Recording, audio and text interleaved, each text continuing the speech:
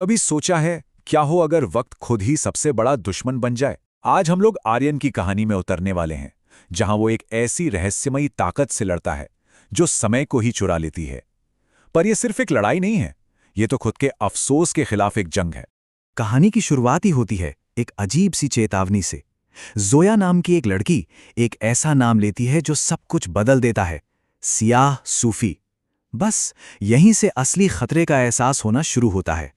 सब कुछ बिल्कुल नॉर्मल था, जब तक कि एक रात आर्यन को अपने ही कमरे में कुछ कुछ अजीब सा महसूस नहीं हुआ।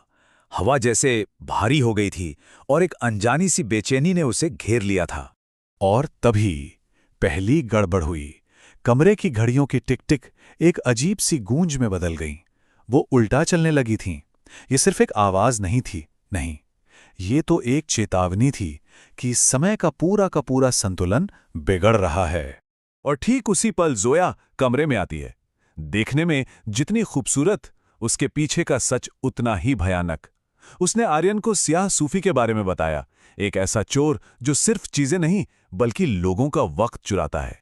तो सवाल ये उठता है कि आखिर ये सियाह सूफी है कौन और ये आता कहां से है? चलिए अब कहानी के उस दुनिया में चलते हैं जहां समय के सबसे गहरे और अंधेरे राज छिपे हुए हैं। तो जोया आर्यन को एक ऐसी जगह ले जाती है जिसे द वॉइड कहते हैं।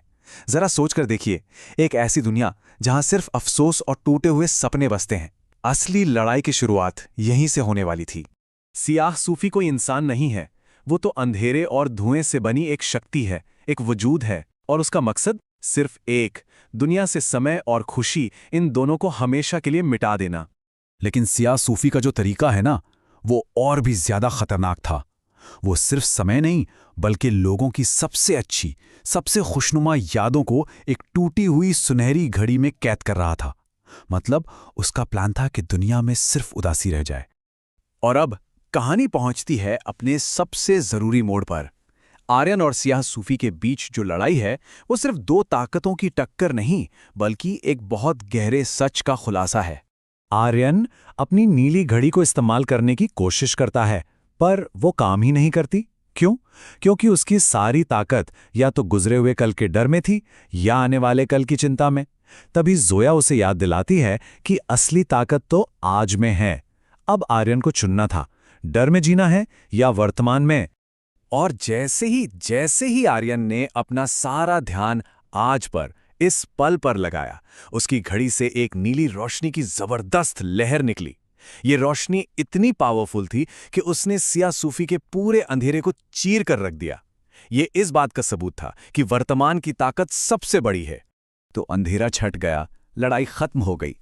पर कहानी का सबसे शॉकिंग ट्विस्ट तो अभी बाकी था। जो सच सामने आया ना, वो किसी भी लड़ाई से कहीं ज्यादा भयानक था। जैसे ही अंधेरा पूरी तरह से हटा, सियाह सूफी के चेहरे से नकाब उतर गया और उस एक पल में एक ऐसा राज छिपा था जो सब कुछ, मतलब सब कुछ बदलने वाला था। आर्यन की तो आंखें फटी की फटी रह गई।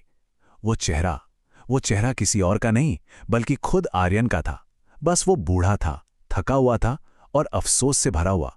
मतलब उसका सबसे बड़ा दुश्मन कोई और नहीं, वो खुद था। और फिर सियाह सूफी के आखिरी शब्द हवा में गूंजते हैं, जो एक भयानक सच को सामने लाते हैं। वो आर्यन का भविष्य था, जो अफसोस में डूबकर बना था। ये एक चेतावनी थी कि अगर आज में जीना नहीं सीखा तो अंजाम यही होगा।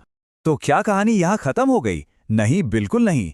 सियाह सूफी के जाने के साथ ही एक और, पहले से भी कहीं ज्यादा खतरनाक खेल अब शुरू होता है। गायब होने से ठीक पहले सियाह सूफी एक पुरानी सी किताब आर्यन के पैरों के पास फेंक कर जाता है। और ये कोई आम किताब नहीं थी, ये तो एक नई पहेली थी, एक नया खतरा। उस किताब के आखिरी पन्ने पर लिखे शब्द वाकई दिल दहला देने वाले थे। साफ साफ लिखा था, अभी तो खेल शुरू हुआ है, अगला पड़ाव मौत का कुआं। मतलब ये लड़ाई सिर्फ एक शुरुआत थी, असली खेल तो अब शुरू होगा। तो अब आर्यन के सामने एक नई चुनौती है। लेकिन इन सब के बीच सबसे बड़ा सवाल एक और है, जोया, जो अब तक मदद कर रही थी, क्या वो सच में दोस्त है या दुश्मन? कहीं ये भी सियाह सूफी की ही कोई और चाल तो नहीं? ये एक ऐसा सवाल है जो कहानी को एक बहुत ही दिलचस्प मोड़ पर लाकर खड़ा कर देता है।